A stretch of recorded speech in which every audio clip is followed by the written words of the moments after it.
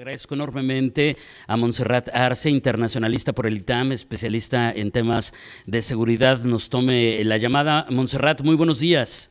Hola David, buenos días a ti y a todo tu auditorio.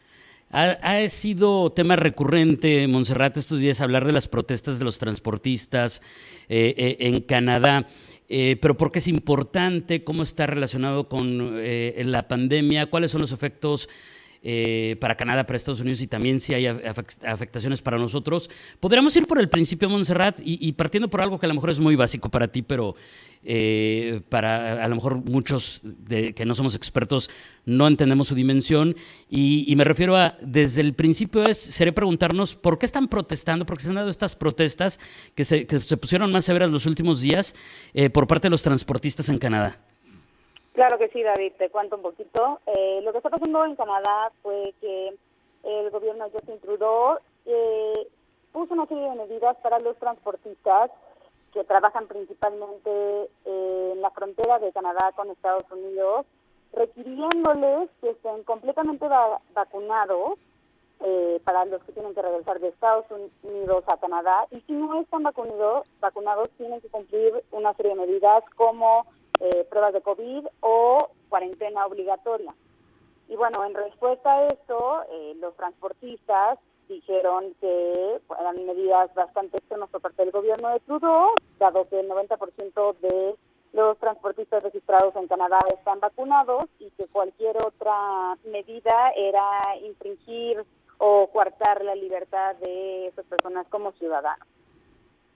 Ese es, digamos, el origen de este conflicto. Me llama mucho la atención, y a lo mejor voy a hacer un paréntesis que espero sea breve, Montserrat, pero nosotros acá en la frontera México-Estados Unidos, pues también lo vivimos, pero no se generaron conflictos de ese nivel. De hecho, pues mientras se permitían los cruces esenciales, no le pedían el certificado de vacunación a los transportistas, pero a partir de enero ya se los piden, y no vimos una reacción como esa. Digo, el tema me imagino que es más complicado de lo que implica esta pregunta, y no sé si el cuestionamiento sea el correcto, pero ¿por qué esas diferencias cuando las medidas finalmente pues prácticamente eran iguales? Pues mira, yo creo que es un tema muy interesante porque creo que pasa por varios temas que son importantes mencionar. El primero yo diría que es político, y lo que estamos viendo en Canadá es un reflejo de una influencia, o más bien una tendencia cultural y política que hemos visto en otros países como Estados Unidos, Alemania, Francia y demás, en donde la gente cree que estas medidas por parte del gobierno son un ataque directo a la libertad de las personas. Es una posición curiosa, porque mientras que, por ejemplo, grupos de la derecha o libertarios adoptan, también hay gente como de la izquierda ecológica o gente incluso que se identifica como el movimiento hippie, que se opone a estas medidas, porque dicen que es intrusivo, autoritario y que limita la libertad de las personas, que el gobierno no debería de decidir sobre decisiones personales de las personas, ¿no? En este caso su salud y las decisiones que ellos tomen con su cuerpo. Mientras que en México me parece que somos un país que tiene una cultura de vacunación, para empezar. No olvidemos que México a lo largo de su historia y sobre todo en el siglo XX ha tenido grandes campañas de vacunación. Con todo y los problemas de la pandemia, los niveles de vacunación en México son bastante buenos. La gente no es particularmente reacia o se oponen a vacunarse, ¿no? Entonces yo creo que aquí entendemos también, porque hemos visto de cerca pues los efectos de no vacunarse, ¿no? Y creo que culturalmente estamos más abiertos a cumplir con estas medidas porque reconocemos los beneficios que trae no solo para nosotros directamente, sino para la sociedad en general, que es una cosa que quizás no pasa en Canadá, donde la gente pues han visto, por ejemplo, en el caso de Canadá, un menor número de muertes. La pandemia ha estado también bien controlada por parte del gobierno, y entonces toman estas medidas como una imposición autoritaria por parte de su gobierno. Muy bien. O sea, es como lo preveíamos, ¿no? Son conflictos con muchísimas aristas. Está lo político, lo económico, lo cultural, la salud, etcétera. Ahora, regresando al tema de estas protestas y ya entendiendo el origen, ¿cuáles han sido las principales afectaciones? Y también en este mismo término, Montserrat, de repente decimos, bueno, ¿y a los mexicanos qué nos afecta? Pero digo, de entrada el sentido común respecto a las afectaciones que hoy por hoy sufrimos todos por la influencia de la vida global, pero más allá de eso, ¿cuáles son las principales afectaciones? Y en segundo término, si esto de alguna manera le pega a México, por ahí también está en medio de estos cuestionamientos el tema también del TEMEC, ¿no? Claro, sí.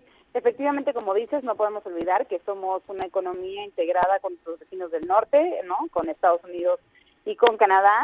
Y bueno, lo que está sucediendo con las protestas de los transportistas en Canadá es que bloquearon los principales cruces fronterizos entre Canadá y Estados Unidos. Por ejemplo, tenemos un bloqueo en el puente Ambassador que conecta Ontario con Detroit y como sabemos, bueno, es el centro de la industria automotriz, ¿no? Entonces, ha habido en las plantas de manufactura de automóviles por Toyota, Stellantis, General Motors, han tenido que reducir su operación o de plano cerrar algunos días porque no había forma de que hubiera paso de autopartes por la frontera. Además, en el puente Ambassador también se concentra el 25% del comercio entre Estados Unidos y Canadá. Por otro lado, tenemos también otro bloqueo en el cruce de Coutts, en Alberta, que,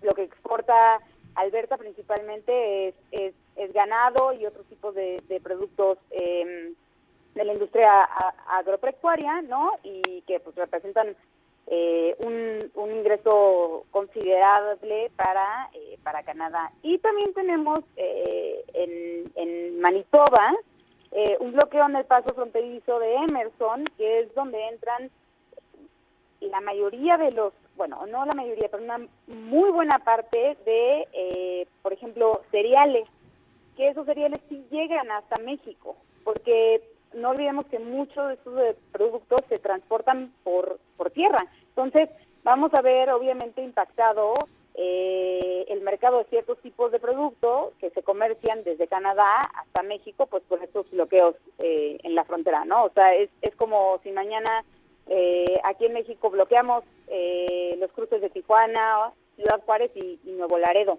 Así, es así de grave. Sí, va a haber efectos dominó y no todos los vamos a ver de inmediato. De repente vamos a vivir alguna crisis meses después que tendrán su origen entonces en esto, Montserrat. Efectivamente, y que lo único que van a ocasionar es pues más presiones sobre una economía que, como ya sabemos, está siendo severamente afectada por las decisiones que hay en las cadenas de suministro debido a la pandemia. Claro. Ahora, ¿cómo ha reaccionado el gobierno canadiense? ¿Cómo ha reaccionado Justin Trudeau a todo esto? Porque finalmente, pues, la bolita principal creo parece que está en sus manos, pero tal vez tú me lo aclararás. Y también cómo han sido recibidas esas acciones del gobierno.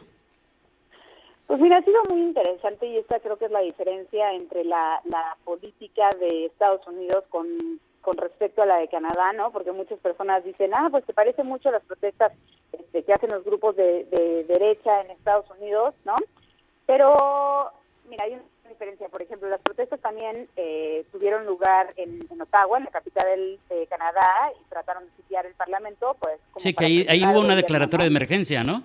Efectivamente, pero aquí tendemos a pensar, en general pensamos que una declaratoria de emergencia significa automáticamente que hay una expresión de todos los derechos entre el ejército, que se vuelve una especie de zona de guerra, y simplemente lo que dijo el alcalde de Ottawa fue: no hay suficientes elementos de la policía para controlar la protesta y al mismo tiempo cumplir con pues las responsabilidades que tiene la policía frente a los ciudadanos en un día cualquiera, ¿no?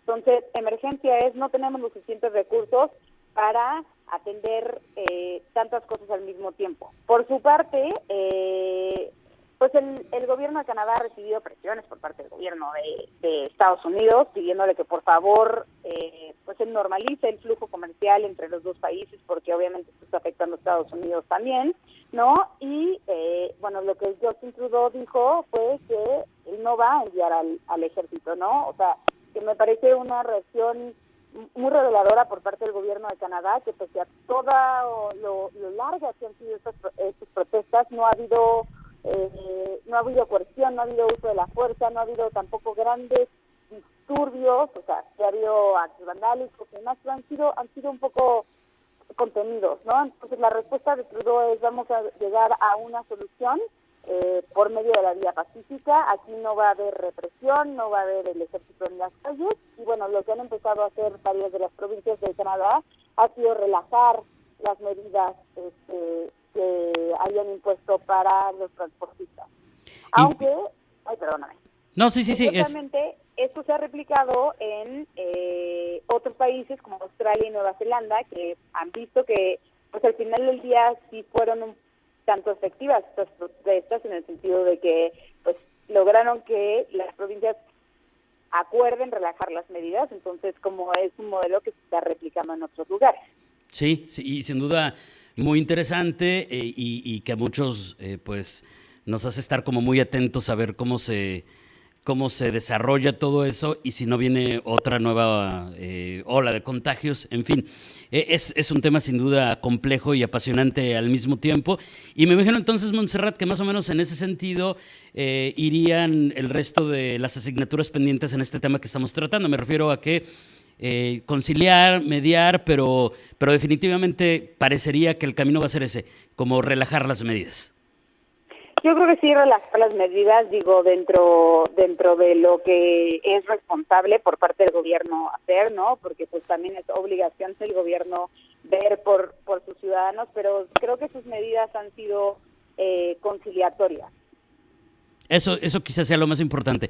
Montserrat, te agradezco enormemente este tiempo, que nos hayas compartido esta explicación que sin duda resultó interesantísima. Un abrazo a la distancia y muy buenos días.